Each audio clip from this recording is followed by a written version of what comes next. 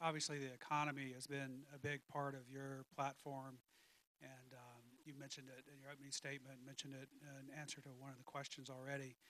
But you've also been criticized somewhat for being vague on that issue, and I'm wondering if you could give us two specific examples of how a mayor can do anything to encourage more and better jobs in Portland. Let me get wonky. Let's go in the weeds here.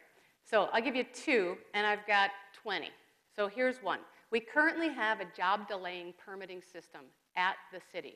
We actually have projects waiting in the pipeline to get through where we actually can build the employment. What we specifically need to do is to consolidate our permitting system. It's currently in multiple silos.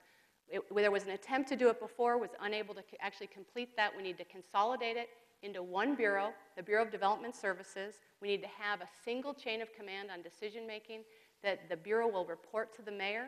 It'll be a service-oriented center, so it's a how can I help you center. That's one.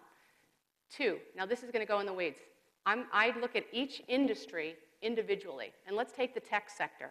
The tech sector is emerging and growing. There's large opportunity. Portland is currently a flyover city between Seattle and San Francisco. We need to have more talent and capital stop here. And one of the biggest obstacles to doing that is that our startups think in 18-month timeframes. They cannot sign a 5-year or a 10-year lease. The city can put together a shared leasing pool, helping to collateralize a leasing pool with our property owners and managers, property managers, so that we are known for having Class A office space with fiber optic cable and 18-month short-term leases, so you have the flexibility to grow as you become a startup. That will put us on the map. That will stop us from being a flyover city. There's two, I've got more. All right, thank you. Either you gentlemen care to respond? Jefferson? This is not a flyover city for the 580,000 Portlanders who live here.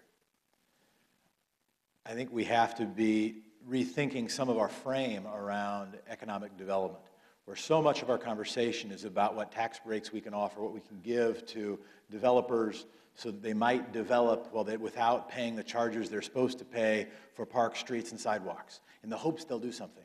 Or maybe it's agreeing with the Portland Business Alliance to give them some tax breaks, so maybe they'll do something. Or maybe it's a different set of tax breaks, so an out-of-state company will come here. And maybe that's with respect to campaign contributions that happen, or maybe it's not.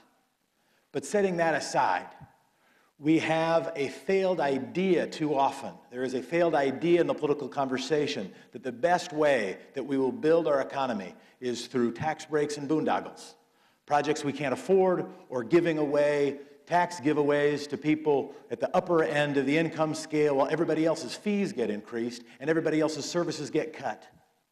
We need an economic development plan that is homegrown focused, that is not merely focusing on what we can attract or even focusing on high income earners, but is middle class focused.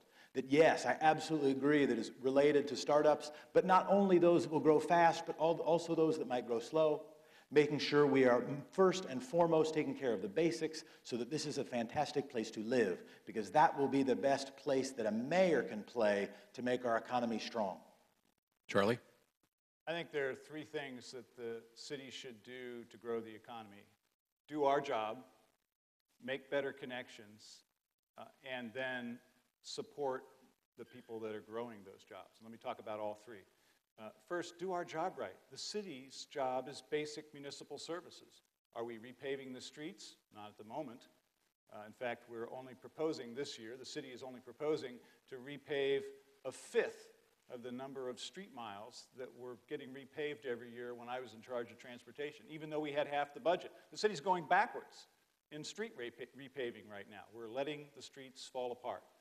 The second thing we should do is look at our costs. Look at the costs of water and sewer. That's a big cost of doing business, and it's a big cost for homeowners all over the city. And let's make sure we're spending water and sewer money on water and sewer.